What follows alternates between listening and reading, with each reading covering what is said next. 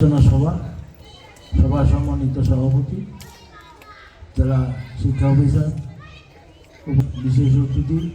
উপস্থিত আমন্ত্রিত অতিথিবৃন্দ এবং মঞ্চের সামনে উপবিষ্ট অভিভাবক এবং প্রাণপ্রিয়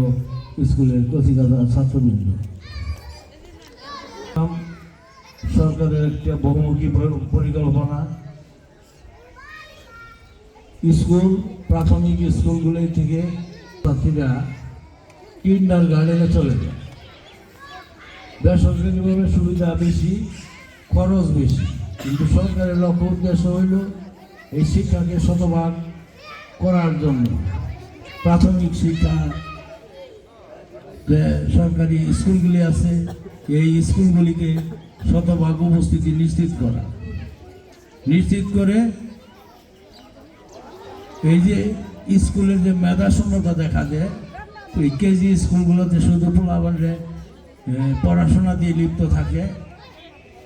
অভিভাবকরা মনে করে যে এখানে থেকে ভালো, কিন্তু আসলে প্রাথমিক স্কুলগুলোতে সর্ব ধরনের সুবিধা থাকে। খেলাধুলার পাশাপাশি স্কুলের অবকাঠামোগত যে সুবিধা, এটা তো কেজি স্কুলগুলোতে থাকে না, একটা বিল্ডিংয়ের মধ্যে সীমাবদ্ধ থাকে, যার জন্য এই পোলাপানের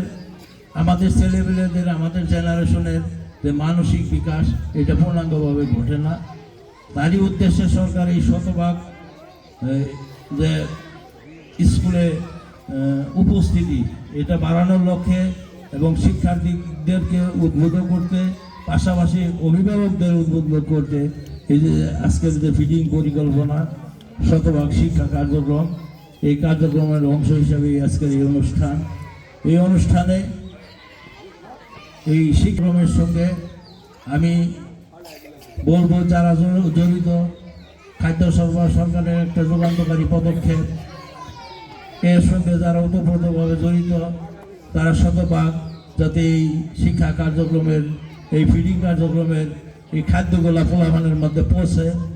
এবং কোনো অনিয়ম না হয়, এদিকে সকলে সতর্ক থাকবেন। সরকার আমাদের যে রাষ্ট্র সীমিত, বাংলাদেশের সীমিত একটা সামর্থ্য,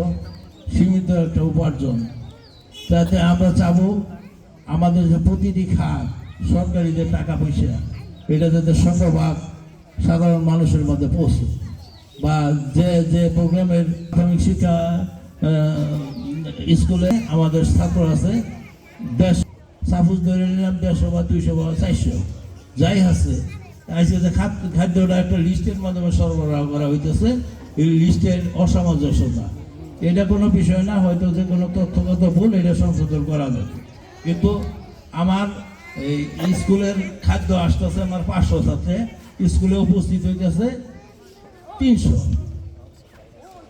এই 200 ছাত্র যে খাদ্যটা লেস হইতেছে এটা আমি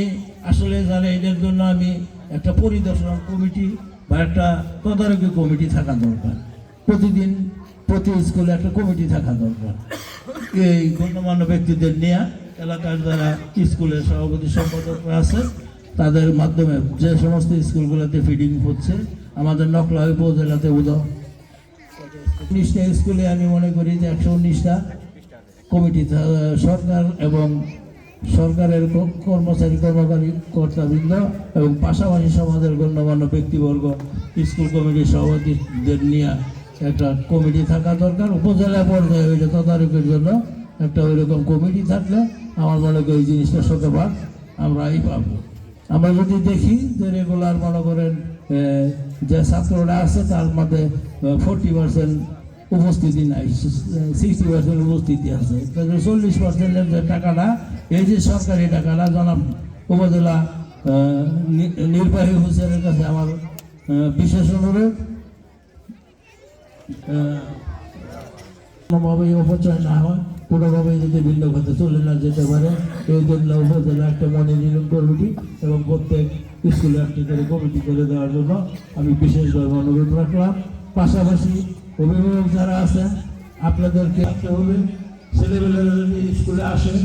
সকালবেলা ঘুম থেকে উঠে তারা যদি স্কুলে আসতে পারে ওই পরিবেশ